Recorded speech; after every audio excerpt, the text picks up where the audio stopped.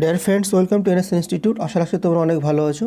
তোমরা জানো 1000 Indian economy থেকে best MCQ question answer series চালু করেছি এবং এই কোশ্চেন আনসার সিরিজে এটা পার্ট 3 ভিডিও, এর আগে পার্ট 1 পার্ট 2 ভিডিও বানিয়েছি, সেগুলো প্লে লিস্টে দেওয়া আছে, তোমরা চাইলে সেখান থেকে দেখে রাখতে পারো। এবং প্রিভিয়াস মাসের কারেন্ট অ্যাফেয়ার্সের পিডিএফও তোমার প্লে লিস্ট থেকে পেয়ে যাবে, সেগুলো দেওয়া আছে, তোমরা চাইলে সেখান থেকে ডাউনলোড করে নিয়ে পড়ে রাখতে পারো। তোমাদের আপকামিং এক্সামটা হেল্প হবে। ইন্ডিয়ান ইকোনমি থেকে আমরা সেই সমস্ত কোশ্চেন নিয়ে আলোচনা করব যেগুলো বিভিন্ন কম্পিটিটিভ এক্সাম এসেছে এবং কোশ্চেনগুলো প্রায় রিপিট হয়, তোমরা ভালো করে দেখে রাখবে।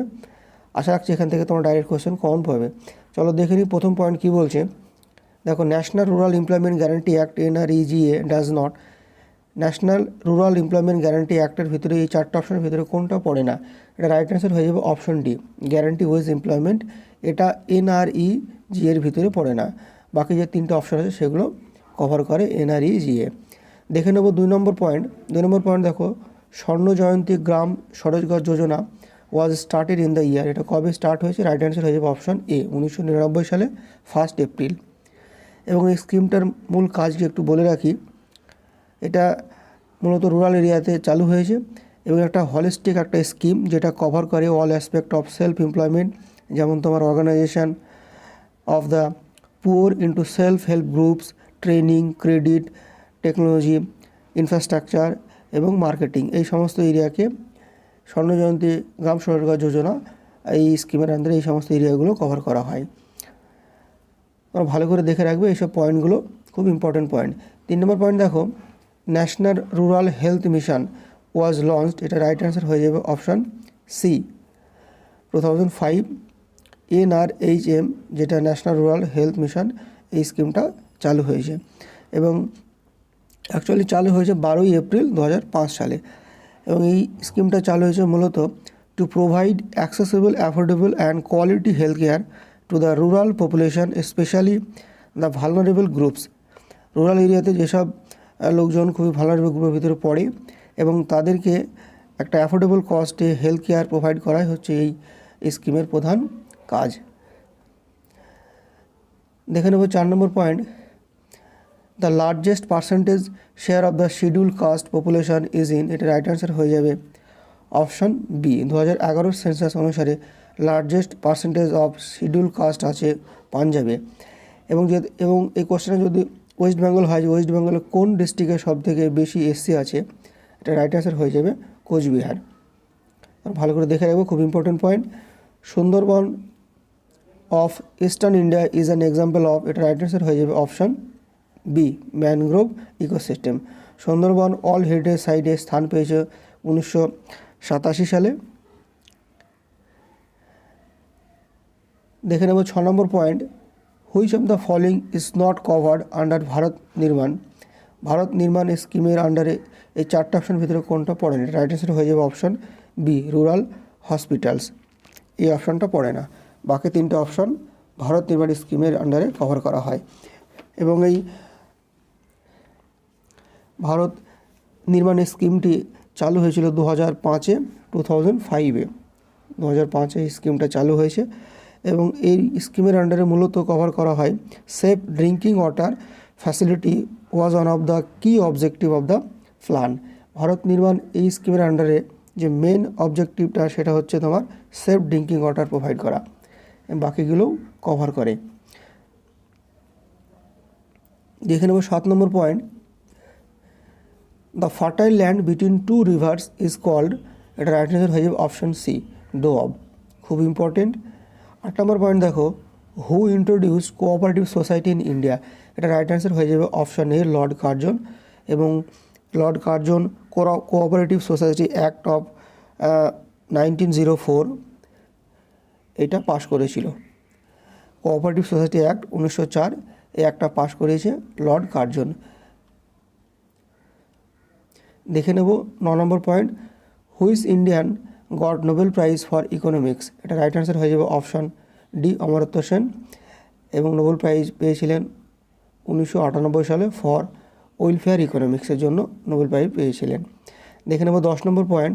The headquarter of RBI is in. এটা রাইট অ্যান্সার হয়ে যাবে অপশান সি, মুম্বাই। সঙ্গে সঙ্গে RBI কবে স্টাবলিশ হয়েছে দেখে রাখবে, 1935 সালে। এবং RBI ন্যাশনালাইজ হয়েছিল 1949 সালে। খুব ইম্পর্টেন্ট, ভালো করে দেখে রাখবে। 11 নম্বর পয়েন্ট দেখো, national income estimates in India is prepared by, এটা রাইট অ্যান্সার হয়ে যাবে অপশন বি, CSO। 12 নম্বর পয়েন্ট দেখো, on July 12, 1982 ARDC was merged into, ARDC যার ফুল ফর্ম হচ্ছে agriculture refinance and development corporation. ARDC merge হয়েছিল 1982 সালে নাবার্ডের সঙ্গে, রাইট অ্যান্সার হয়ে যাবে অপশন বি। নাবার্ডের ফুল ফর্ম তোমরা জানো, national bank for agriculture and rural development. খুব ইম্পর্টেন্ট পয়েন্ট। 13 নম্বর পয়েন্ট দেখো, the former name of state bank of India was, state bank of ইন্ডিয়ার আগের নাম ছিল কি, এটা রাইট অ্যান্সার হয়ে যাবে option C, imperial bank of India. পরের পয়েন্ট দেখো, when the prices of commodities, goods and services start declining consistently, the phenomenon is known as, এটা রাইট অ্যান্সার হয়ে যাবে অপশন বি, ডিফ্লেশন। পরের পয়েন্ট দেখো, when was decimal coinage system introduce in India, এটা right answer হয়ে যাবে option C, 1957 সালে। 16 নম্বর পয়েন্ট দেখো, what was the Saudi Arabian currency called, এটা রাইট অ্যান্সার হয়ে যাবে অপশন ডি, রিয়াল। সৌদি আরবের কারেন্সির নাম হচ্ছে রিয়াল এবং ক্যাপিটালটাও তোমরা দেখে রাখবে, ক্যাপিটাল হচ্ছে রিয়াদ। পরের পয়েন্ট দেখো, in which of the following years India switched over to decimal currencies, এটা রাইট অ্যান্সার হয়ে যাবে অপশন সি, 1994 সালে। 18 নম্বর পয়েন্ট দেখো, ডিভ্যালুয়েশন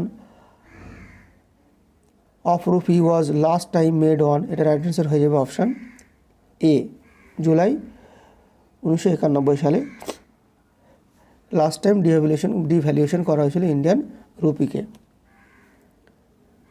পরের পয়েন্ট দেখো, the base year for competition of national income in India is, national income base year ধরা হয় ইন্ডিয়াতে, এটা রাইট অ্যান্সার হয়ে যাবে অপশন বি, 1993-94 সাল। পরের পয়েন্ট দেখো,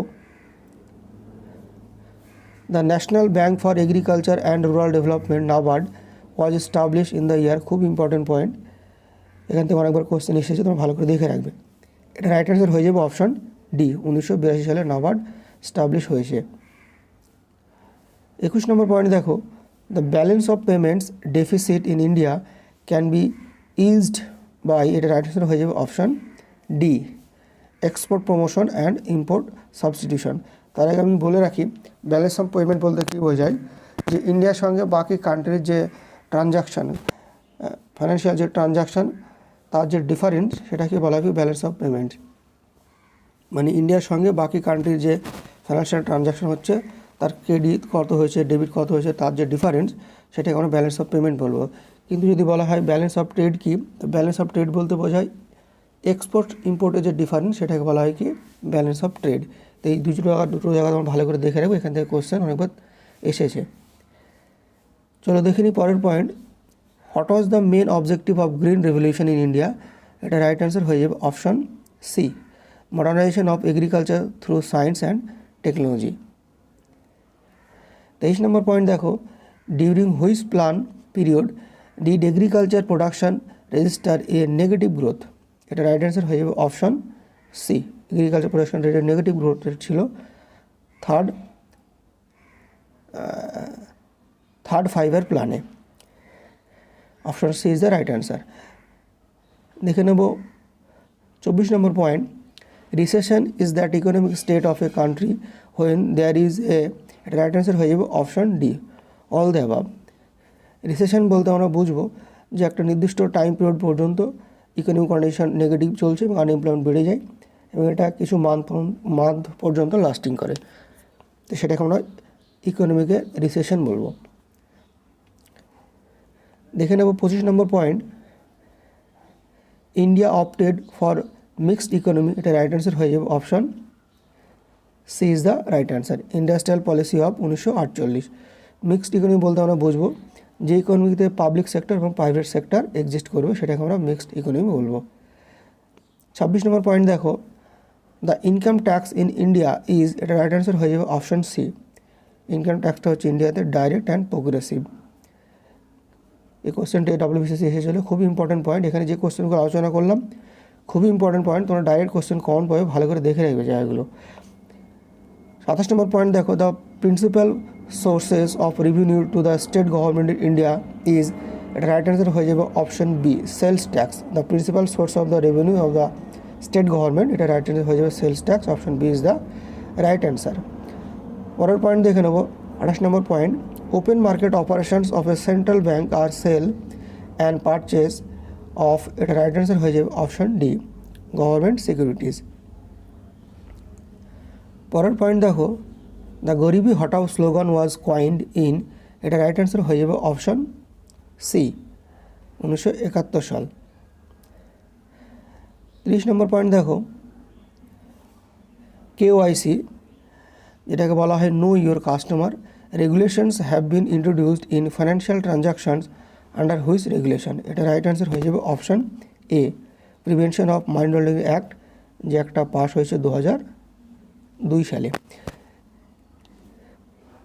এই ছিল 30টা খুব ইম্পর্টেন্ট এমসিকিউ তোমাদের সঙ্গে ডিসকাস করলাম। এইভাবে এই সিরিজটা চালু রাখবে এবং এই সিরিজে 1000 ইন্ডিয়ান ইকোনমি থেকে কোশ্চেন ডিসকাস করব। Thank you so much for watching this video.